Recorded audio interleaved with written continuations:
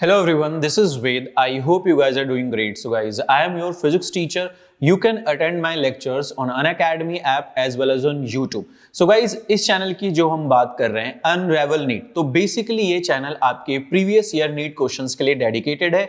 यहाँ पे आपको फिजिक्स, केमिस्ट्री, बायोलॉजी के प्रीवियस ईयर क्वेश्चंस मिलेंगे जो काफी आपके लिए बेनिफिशियल रहेंगे। और आपको भी पता है कि बिना प्रीवियस ईयर क्वेश्चंस किए बगैर आप नीट का एग्जाम तो देने वाले हैं नहीं, तो फटाफट इस चैनल को सब्सक्राइब कर दो, बेल आइकन को हिट कर दो और साथ के साथ अपने फ्रेंड्स के साथ भी आप इस इंफॉर्मेशन को शेयर कर सकते हो और इस चैनल के लिंक को भी आप शेयर कर सकते हैं। सो गाइज, आप अनअकैडमी का सब्सक्रिप्शन भी ले सकते हैं। अनअकैडमी सब्सक्रिप्शन या तो आप प्लस का ले सकते हैं या फिर आइकॉनिक सब्सक्रिप्शन। तो आइकॉनिक सब्सक्रिप्शन में थोड़े फीचर्स जो होते हैं आपके प्लस से ज्यादा होते हैं। आइकॉनिक में एक आपको मेंटर भी मिलता है जो प्रॉपरली आपको गाइड करता है और आपकी जो नीट की जो जर्नी है उसमें आपकी वो हेल्प करेगा। ठीक है, तो उसके अलावा आप यहां पे देख सकते हैं प्रॉपरली मैंने यहां पे प्लस का और आइकॉनिक सब्सक्रिप्शन का प्लान मेंशन कर दिया है। तो आपको जिस भी प्लान को लेना है आप ले सकते हैं। साथ के साथ आप इस कोड वेद को यूज कर सकते हैं to get maximum possible discount. तो चलिए फिर सेशन को शुरू करते हैं।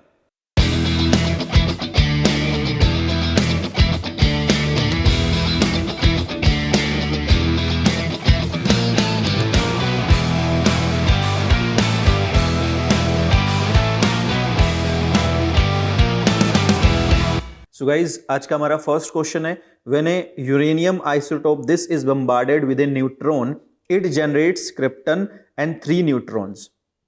तो यहाँ पे हम कंजर्वेशन ऑफ ए और जेड कर सकते हैं बिकॉज ये न्यूक्लियर रिएक्शन में ए और जेड की वैल्यू रिएक्टेंट और प्रोडक्ट साइड की कांस्टेंट रहती है। तो देखो ये 235, ये कितना है 92 प्लस एक न्यूट्रॉन ले लेते हैं यहाँ पे। अब यहाँ पे हमें क्रिप्टन ये आपका 89, ये 36 प्लस 3 न्यूट्रॉन बाहर आ रहे हैं, सो 3 एन, ये 1 0 प्लस ये एक्स ए और जेड यूज कर लेते हैं। ठीक है, अब 235 प्लस 1 हम ए की वैल्यू को कंजर्व कर रहे हैं। यहाँ पे ये 89 है और ये कितना है 3 और ये हमारा ए हो गया। तो देखो ये कितना आ गया 236 माइनस ये हो जाएगा हमारा कितना 92 इज इक्वल टू ए, तो 4 और ये कितना हो गया 1। ठीक है, तो ये हमारा 144 आ रहा है। तो ये किससे मैच कर रहा है? ऑप्शन बी से मैच कर रहा है। आप चाहो तो इसकी जेड की वैल्यू को भी कंजर्व करते तो वो आपका 56 आ जाएगा। तो करेक्ट आंसर यहाँ पे ऑप्शन 2 है हमारा। सो गाइज, ये क्वेश्चन हमारे सेमीकंडक्टर से, the increase in the width of the depletion region in a PN junction diode is due to reverse bias. क्योंकि ऑब्वियसली रिवर्स बाइस में ही हमारा जो डिप्लेशन रीजन है उसकी विड्थ इंक्रीज जाती है, तो बाकी ऑप्शंस को रीड करने की जरूरत भी नहीं थी। तो करेक्ट आंसर आपका ऑप्शन ए है। सो गाइज, एसएचएम से ये क्वेश्चन है आपका, the phase difference between displacement and acceleration of A particle in a simple harmonic motion. तो गाइज यहाँ पे एक्स की वैल्यू हम ले लेते हैं ए साइन ओमेगा टी। इसको डिफरेंशिएट करेंगे तो हमारी वेलोसिटी आएगी dx बाय dt। तो ये कितना हो जाएगा ए साइन का हो गया कॉस ओमेगा टी, फिर आप एंगल का करोगे तो ओमेगा।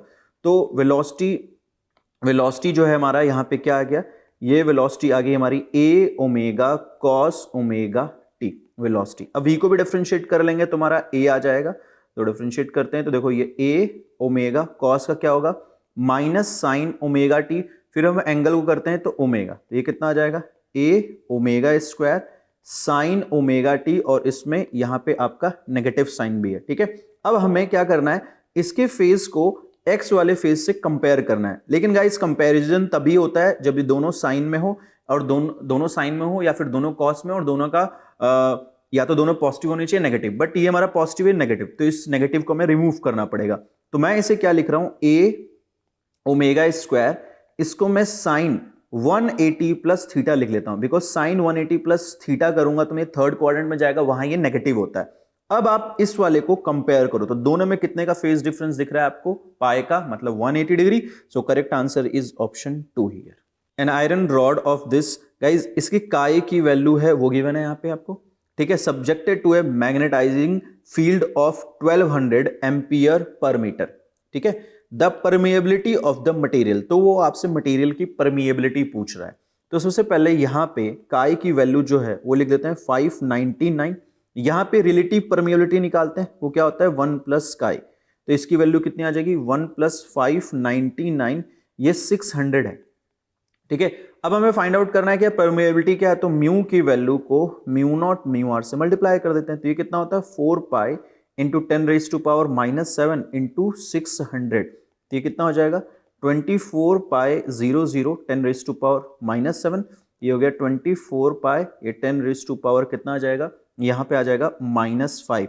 इसको चाहो तो आप 2.4 pi into 10 raise to power -4 लिख सकते हो। तो करेक्ट आंसर आपका ऑप्शन 2 है यहाँ पे।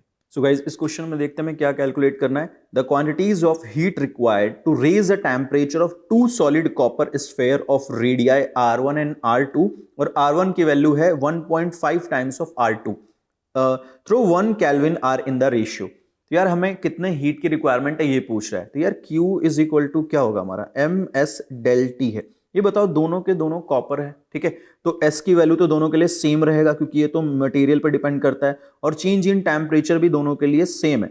तो बेसिकली जो Q है वो मास पे डिपेंड कर रहा है, और मास तो दोनों का गिवन नहीं, हमें रेडियाई गिवन है, तो मास को हम इसमें कन्वर्ट कर सकते हैं डेंसिटी इनटू वॉल्यूम। डेंसिटी भी दोनों के लिए सेम होगी क्योंकि कॉपर है, सेम मटेरियल है, और डेंसिटी हमारे मटेरियल पर डिपेंड करता है। तो Q is directly proportional to volume. Volume को क्या लिख देता हूं, Q 4/3 पाई R क्यूब। तो मतलब हमारा जो Q है डायरेक्टली प्रोपोर्शनल है किसके, R क्यूब के।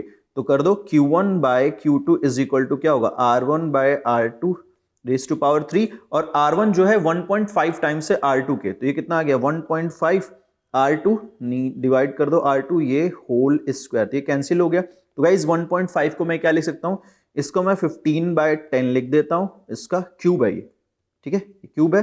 तो कितना आ जाएगा 3/2 रेज टू पावर 3, तो ये आ जाएगा 27/8। So correct answer is option 2 ही है। सो गाइज ये क्वेश्चन हमारे NLM चैप्टर से। देखो, two bodies of mass 4 kg 6 kg are tied to the ends of a massless string. The string passes over a pulley which is frictionless.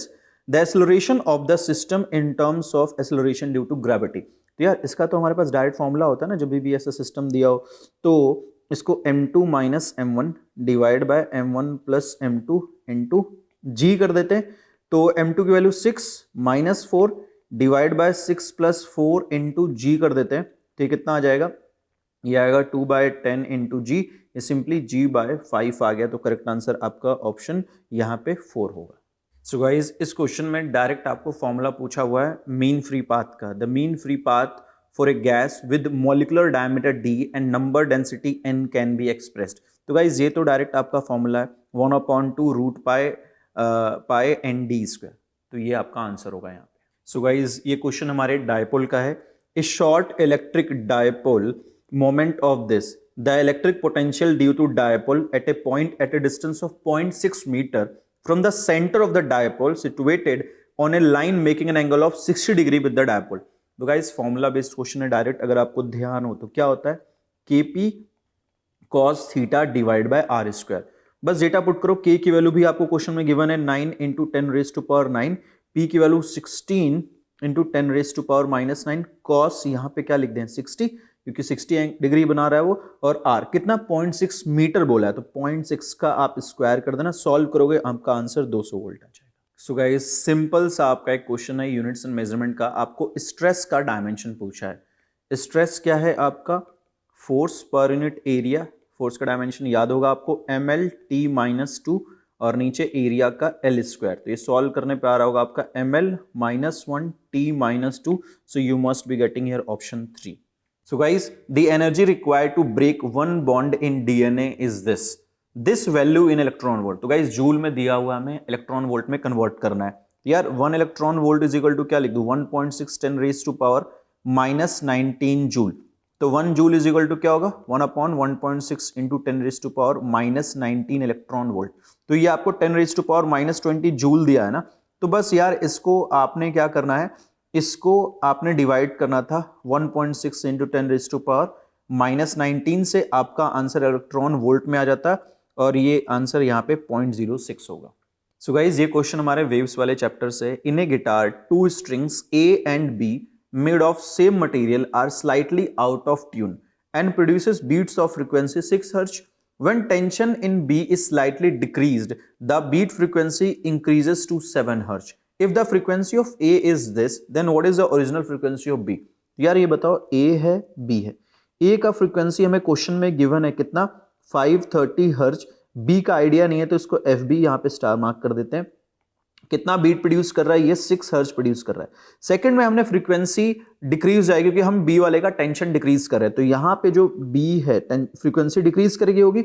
Okay, तो यहां पे beats कितना आ रहा है 7 हर्ट्ज। तो गाइज ऐसे क्वेश्चन को सॉल्व करने का सबसे इजीएस्ट वे ये है कि आप पहले ऐसे करो, देखो एफ ए जिसकी फ्रीक्वेंसी हमें नहीं पता है उस पे ऐसे स्टार लगा लो, ठीक है, फिर लिखो F A minus F B 6, ठीक है, ये है। या फिर ये क्या हो सकता है एफ बी, ठीक है, F B minus F A करने पे ये आएगा 6, क्योंकि हमें नहीं पता एफ ए ज्यादा है या एफ बी ज्यादा है। दोनों इक्वेशन आप बना लो, दिस इज इक्वेशन 1 और ये आपकी इक्वेशन 2 हो गई।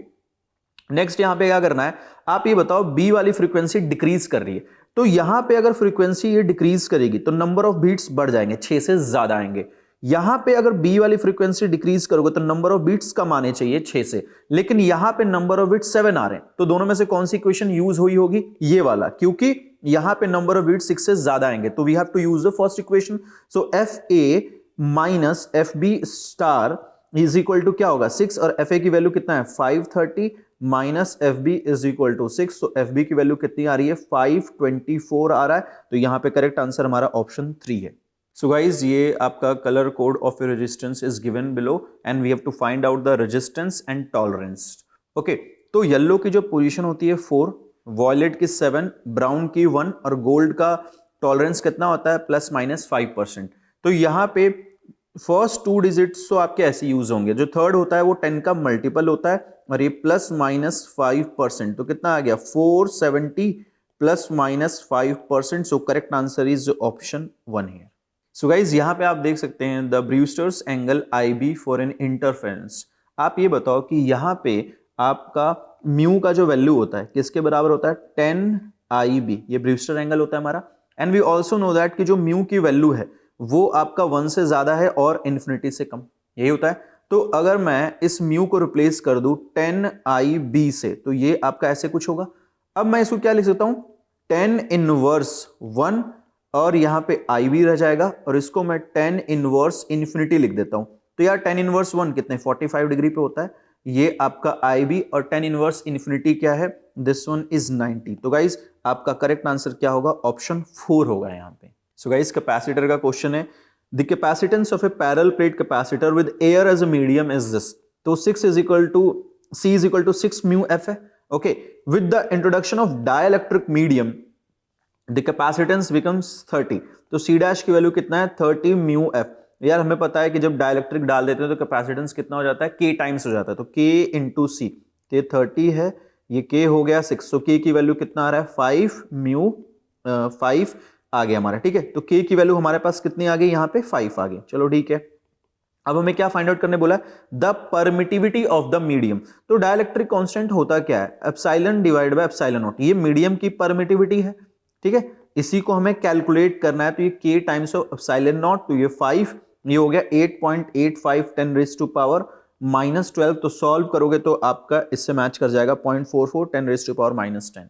सो गाइज यहाँ पे आपको टॉर्क फाइंड आउट करना है, आपको फोर्स गिवन है, ठीक है, आपको पोजीशन वेक्टर भी गिवन है, and we know that guys torque is equal to क्या होगा R क्रॉस F, ठीक है। R की वैल्यू कितना दिया आपको 2K कैप दिया है, और फोर्स आपको 3J कैप दिया है, तो कितना आ जाएगा 6, और K क्रॉस J करोगे तो क्या आएगा -I। आई नो दैट कि आप में से बहुत सारे बच्चे इस क्वेश्चन को करने के बाद हंस रहे होंगे, बिकॉज इतना इजी क्वेश्चन था ये। इसका करेक्ट आंसर क्या है -6I, ऑप्शन डी होगा आपका। फाइनली गाइज आज के जितने भी क्वेश्चंस थे हमने प्रॉपरली डिस्कस कर लिए हैं। अब आपको बस ये करना है कि इन सारे क्वेश्चंस को दोबारा अच्छे से प्रैक्टिस कर लेना, और आपको आइडिया तो लग ही गया होगा कि कौन से चैप्टर का कितना ज्यादा वेटेज है, ठीक है, इसका आइडिया लग गया होगा। और साथ के साथ आपको ये भी आइडिया लग गया होगा कि किस टाइप के क्वेश्चंस आपके नीट में पूछे जाते हैं। तो प्रॉपरली इन क्वेश्चंस को आप एक बार और अच्छे से देख लेना, और हाँ, आपको मजा आया हो, अगर आपको लगा हो कि हाँ ये सेशन आपके लिए बेनिफिशियल था, तो चैनल को सब्सक्राइब कर लो, बेल आइकन को हिट कर लो, और साथ के साथ सेशन को लाइक भी कर सकते हो, और अपने फ्रेंड्स के साथ शेयर करना मत भूलना, ठीक है जी। चलिए फिर आज के लिए बस इतना ही, नेक्स्ट क्लास में मिलते हैं। Bye bye everyone, take care, have fun.